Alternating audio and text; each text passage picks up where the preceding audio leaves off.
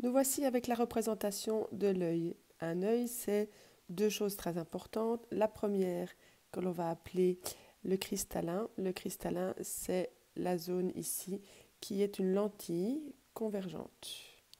Enfin, vous avez une autre partie qui se trouve à la fin, que je vais mettre en bleu, ici, qui va être ce qu'on appelle la fovea. C'est l'écran sur lequel on va aller montrer, enfin, sur lequel va se placer l'image de l'objet que l'on observe. Vous avez en plus, ici en rose par exemple, vous avez là et là, de part et d'autre du cristallin, une zone qui va être colorée, qu'on appellera l'iris. Et l'iris, ça permet notamment d'augmenter ce qu'on appelle la pupille. Et la pupille, on la dilate quand quand il y a peu de lumière, on la contracte quand il y a beaucoup de lumière, va permettre de réguler la quantité de lumière qui rentre dans votre œil.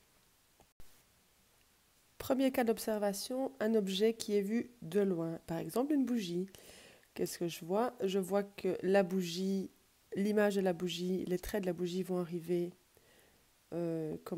ici, notamment là, dans la lentille et vont être, vont nous permettre de donner une image.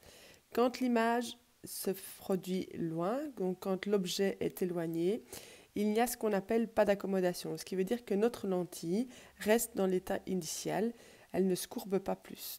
Et les choses sont bien faites, on a l'image qui vient se mettre juste au niveau de la fovea, donc la fin de l'œil. Si je schématise cet œil, je peux schématiser l'œil, donc la rétine, le fond de l'œil avec mon petit pointillé et la lentille qu'on appelle ici le cristallin. Le cristallin, le voilà ici.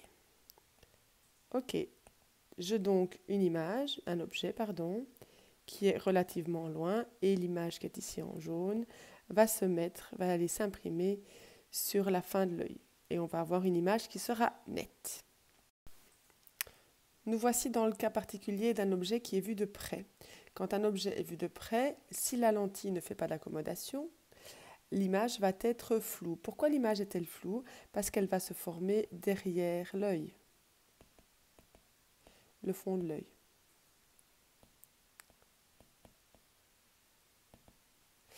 Si je rapproche l'objet, si j'éloigne l'objet, je vais de nouveau me retrouver dans le cas précisé juste avant, c'est-à-dire on aura un objet loin et l'image de la bougie qui est ici là derrière va venir se mettre ici devant. En fait, on peut soit éloigner l'objet, soit modifier notre cristallin. Et notre cristallin, c'est la fameuse petite lentille qu'on a ici.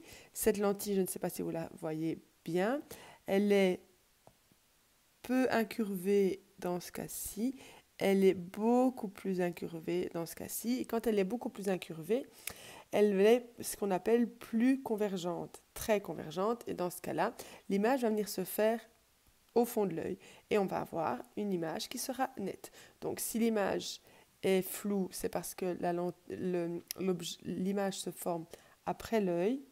Enfin, en tout cas, pas sur le fond de l'œil. On verra après. Soit on a deux possibilités, soit on éloigne l'objet, ben on n'a pas toujours la possibilité d'éloigner l'objet, soit on va modifier la courbure du cristallin et le cristallin va donc, ce qu'on fait, accommoder, et pour accommoder, on va avoir une image qui sera nette au fond de l'œil. Voilà.